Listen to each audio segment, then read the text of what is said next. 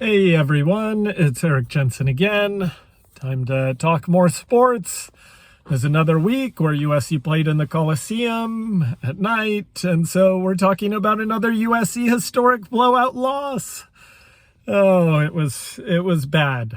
It was very bad. I don't know how much lower the team can go. I mean, it's so bad that Pete Arbogast was talking about, can USC get bowl eligible? I don't know. We'll see. There's 2 wins on the schedule remaining that I think they've got, and then they just need one other. I think they've got Arizona and Cal. But then again, who knows? Who knows? I mean, USC was terrible. Terrible. Soft is the best word to describe them. Soft and quitters. Not everyone on the team, but a whole majority of that team. There's no other way to explain it other than quitting, which has been happening, unfortunately, the past 3 home games. And then the sad thing, I guess on the game, I mean, the defense just can't tackle. There's no tackling. I mean, if they could tackle when they're in position to make the play, would they get off the field? The other, the defense is just abysmal. I don't even know where to go with them. They're just awful. No pressure. They don't get pressure on the quarterback while bringing extra guys. Making them more vulnerable in the back end. It's just awful. And then on offense, it doesn't make sense. They run in the ball pretty good with Ingram. They are, Slovis had over 300 yards passing, although a lot of it, I don't know, I don't think he's trying to stretch the field by throwing down the field enough. And not good. Let me tell you, I would put if Jackson Dart is ready to go against Notre Dame after the bye week, I'd put him in. Let's see what the true freshman can do, because we're not doing anything else.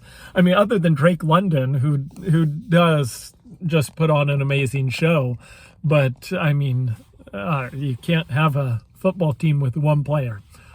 And that's almost what they have. Well, no, they've got a punter too. He had a good game. But you're not going to win very many games when you with a wide receiver and a punter. And the frustrating thing is, I mean, all these years we've been looking for a solution, and the solution has been fire Clay Helton. Well, we already have done that. So the solution for this season is already there. We've already made that decision. So that's a good thing. It doesn't help us the rest of this season, though. Unfortunately, the rest of this season it's not going to be pretty. It's especially if you're going up against a team with a pulse. Because I don't think that was a good Utah team that just destroyed the USC.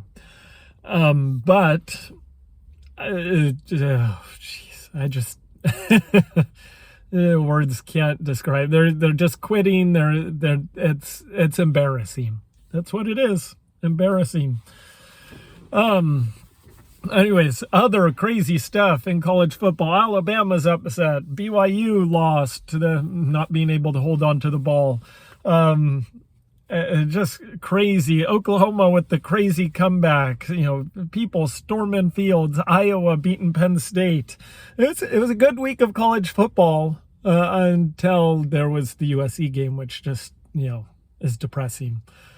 Anyways, the sad thing is I'm almost expecting this depression now. So normally after USC loses, I'm done with football the rest of the day.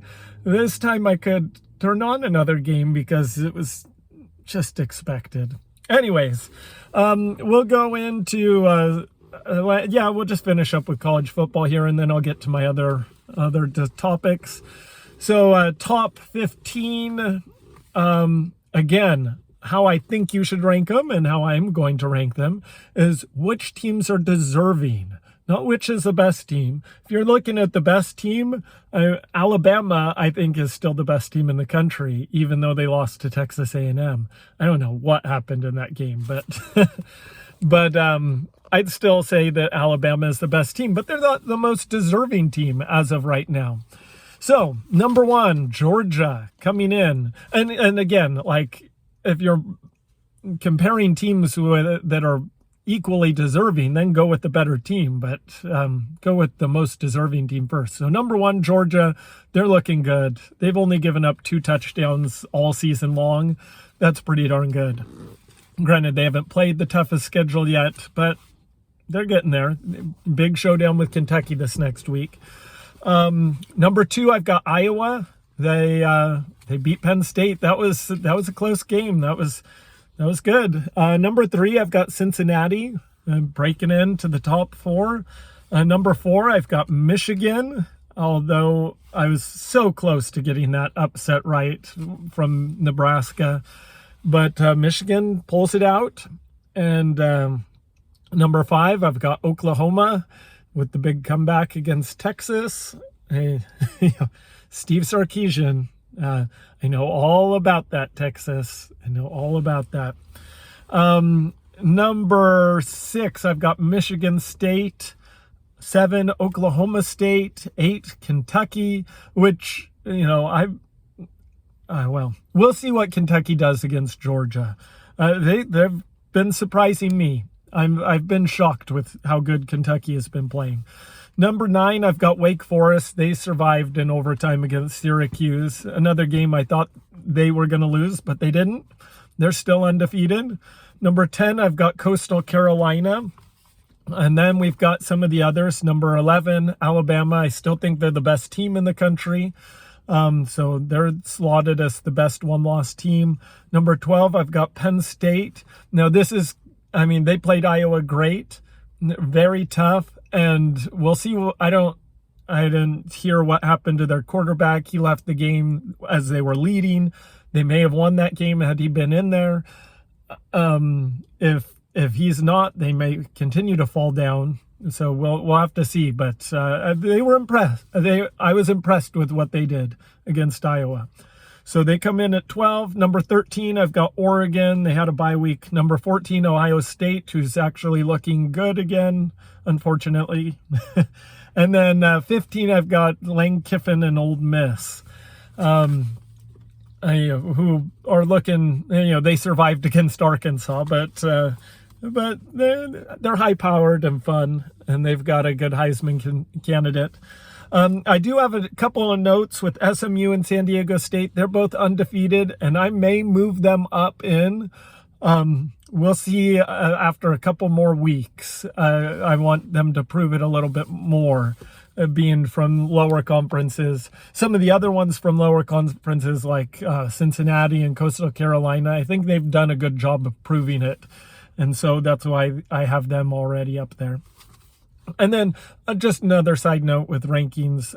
We've got Oregon.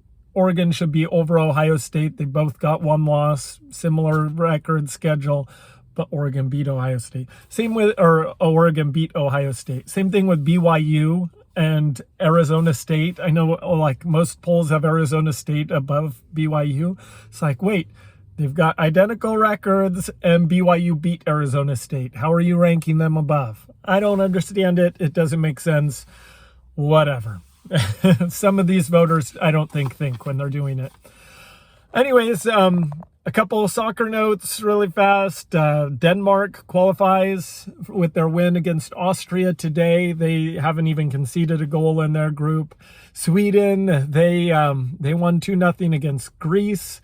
So they're on the top of their group with 2 games left. It's them and Spain trying to get that automatic qualifier. So hopefully they can pull that off. And their last game is against Spain. So tough, tough road. And England 1-1 against Hungary. They're still working on theirs. And then the U.S. disappointing against Panama. I I don't understand why you don't just put your best team out there every time. If you're in World Cup qualifying, this is not a friendly. Get your best players out there, USA. Win the games. Get your best players out there and win. It's ridiculous. Anyways, I'll finish up with the big news story of the day with John Gruden resigning over his emails where he was saying all sorts of nasty and rotten stuff. I guess I didn't want or care to look at the details of what he was saying or what he was not saying. My point on here, I mean, the Raiders can do whatever they want. In general, I find it really hard that so many people are out there trying to destroy people. And this goes, I mean, I guess the huge political story of the day too is Columbus, because we just had Columbus Day. And is he a great man, or is he the rotten murderer, rapist, whatever that they're trying to portray him as? And my point with both of these and with everyone, let's try and look at the good people. We don't need to tear people down. Everyone makes mistakes. Everyone does bad stuff. We live in a fallen world where we all will make mistakes. That's why Jesus Christ is there. I think the world would be such a better place if we just were a little bit more forgiving, and you can say, yep, you made some poor choices. That's awful. Let the people apologize and move on. I saw Tampa Bay is already removing Gruden from their Ring of Honor and that sort of stuff. Just let's try and be more forgiving. I don't want everyone to try and tear me down for my worst stuff. And granted, there are some things you need to be held accountable for, some mistakes you need to be held accountable for. But I think sports and the world and everyone would be a lot happier. Everyone would get along a lot better if we could just be a little more forgiving, a little more understanding, and try not to find things to tear people down. I mean, the Gruden things, they were private emails. The only reason why he's being torn down is someone was trying to get him. Well, let's not try to get people. I don't think there's there's nothing good that comes from trying to destroy people. And that goes for every walk of life. Let's try and build each other up instead of tearing each other down. Try and forgive people for making their mistakes. And the world will be a happier place, and sports will be better. And anyways, that's about it. Hockey starts tonight. Should be good. You should watch it. You should check it out. The Anaheim Ducks start tomorrow, I believe. They're playing Winnipeg. So go Ducks. And USC's not going to lose this week. Helps if you don't play. All right. Have it so good.